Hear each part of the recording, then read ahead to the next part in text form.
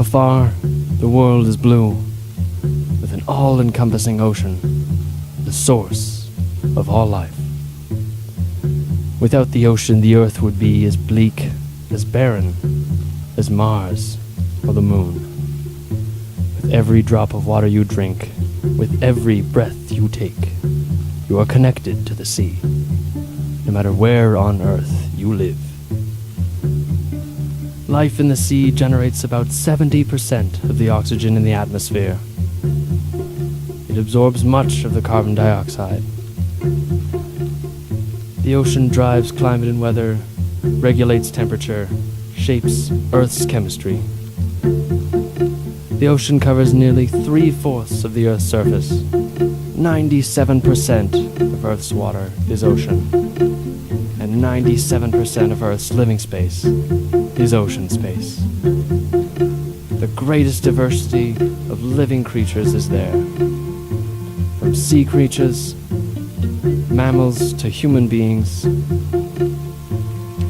But what happens when environmental devastation causes a whole new type of creature to emerge? This new discovery that we've made is so shocking and so revolutionary to the way we view Earth and what is possible.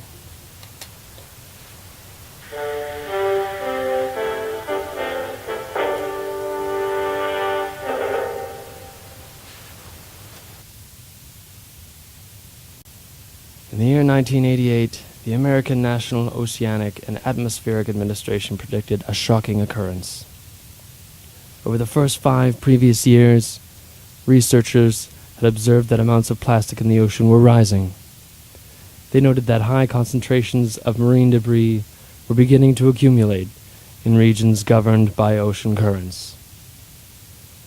In 1988, a paper was published that stated that if pollution didn't stop, these regions would become so overwhelmed with garbage that they would begin to form islands in the middle of the current eddy.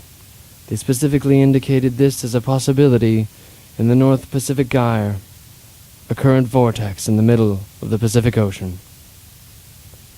Tonight, graphic new evidence of the peril to our planet from plastic in our garbage. A vast sea of such garbage is floating in the Pacific Ocean, and it's killing marine life. It's also spreading. NBC's Kerry Sanders has our report. Scientists in the middle of the Pacific Ocean 360 collecting samples of the so-called Pacific Garbage Patch, But we're going to continue on this transect. an area twice the size of Texas. A vortex of ocean currents swirling from California to Hawaii that permanently trap just about any piece of plastic ever thrown in the water. Some of the plastics lodged in sea life, like jellyfish. Turtles are among the ocean animals that choke and die when they eat those jellyfish. Wow. What a kaleidoscope. Plastics designed to last forever, unfortunately lasting forever. Plastic now outweighs the plankton in the surface waters of the Pacific. Researcher Charles Moore says in some spots, 48 times more plastic than plankton. 15 years ago, on a sailing trip back from Australia, Captain Moore took a detour into a section of the North Pacific Gyre, which is a swirling vortex of currents. The area has historically acted as a collecting point for all of the debris, and is now referred to as the Great Pacific Garbage Patch. With the advent of plastics, it's just become one large continuous dump. When Captain Moore first found it, it was plastic bags and bottles as far as the eye could see. Moore's discovery gave several environmental agencies the proof they needed to begin pressuring governments worldwide to clean up their act. One of these organizations was the team of David de Rothschild, a British adventurer, ecologist, and the youngest heir to the Rothschilds' family banking empire. In order to promote sustainability, the Rothschilds team came up with a publicity and innovation tactic to advocate for cleaner oceans. Their mission was to beat waste by inspiring sustainable solutions and to highlight the ecological damage being done to the world's oceans. We're going to take you to see a one-of-a-kind boat getting ready to head off on an amazing journey with a message. Laura Marquez took to the water in San Francisco Bay today. It's a work of modern art, an engineering marvel. A 60-foot catamaran kept afloat by recycled plastic bottles. 12,000 of them in all. The bottles are filled with carbon dioxide, making them so rigid a truck could drive over one and it wouldn't break. The sail, plastic rather than cloth. The mast, an irrigation pipe. Christened the Plastiki, the boat is the dream of David de Rothschild, heir to the banking fortune. I think the very simple message is it's time that we beat waste and we start to look at it as a resource. The crew will shove off aboard their plastic bottle boat from San Francisco on a 3-month voyage to Sydney, Australia. It's an 11,000-mile trek across treacherous seas. They don't know if the boat will make it. The Pacific is a large ocean, though, and there are big swells, and, we've prepared as much as we can. One of their goals is to pass by and bring attention to vast swaths of garbage, mostly plastic debris, carried by currents from across the globe. One of them is twice the size of Texas. A vivid picture of how much we waste. The expedition began with lots of publicity and success, but no one could have prepared for the discovery that the crew of the Plastiki would make. The expedition of the Plastiki left without a hitch. We were so excited. Most of us in the crew had sailed that route in the Pacific before, so we felt very well equipped to handle the expedition, but we never could have imagined or been prepared for what actually happened.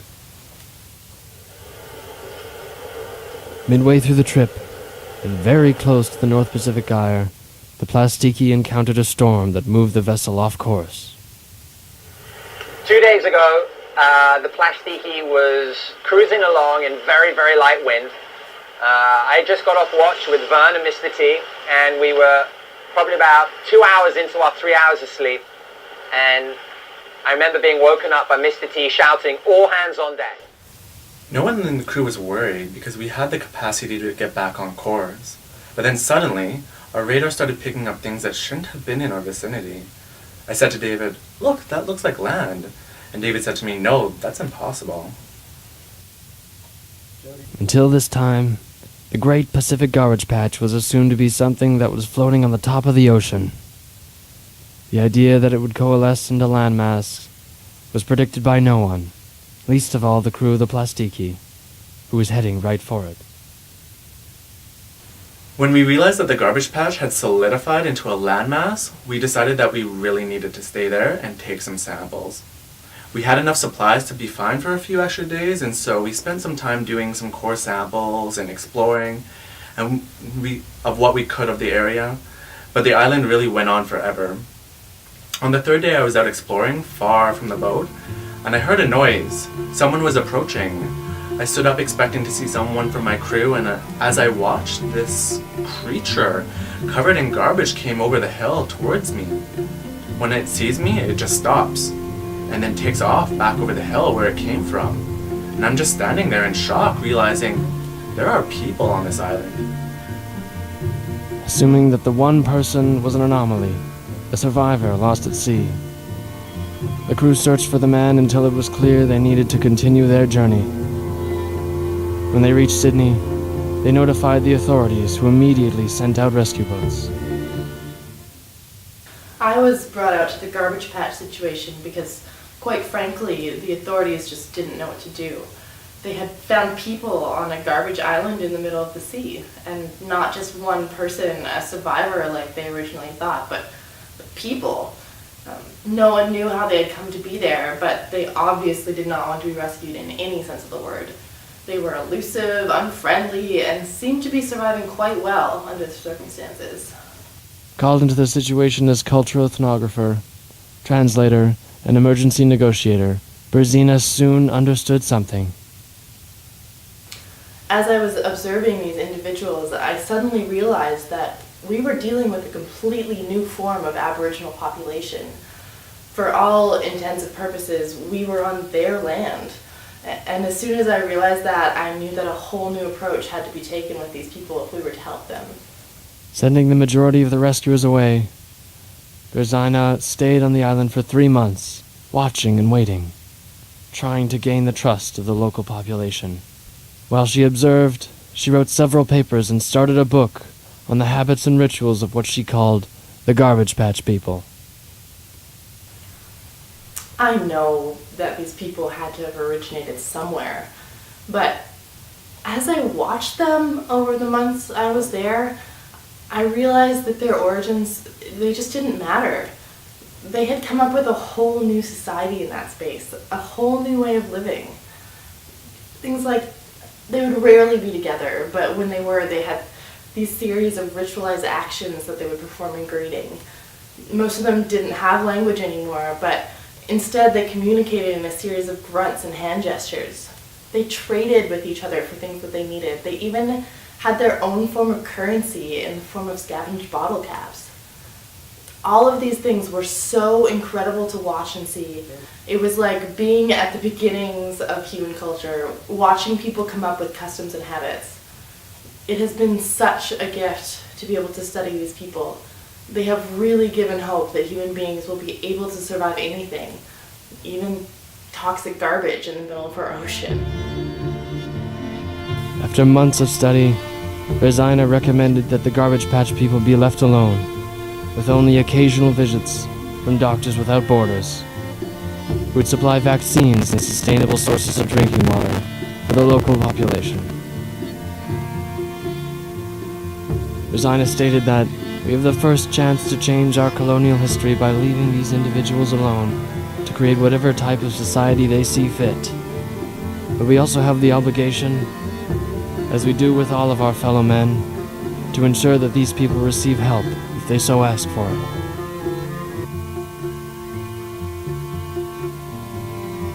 From 1988, when scientists predicted a buildup of garbage in the ocean, to 2010, when a small sailing vessel set off across the Pacific Ocean, human beings believed that there was no more land to discover in our world.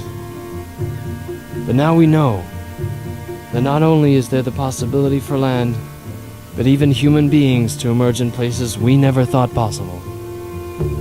Our ocean, the source of all life, once again has created for us a new way of being.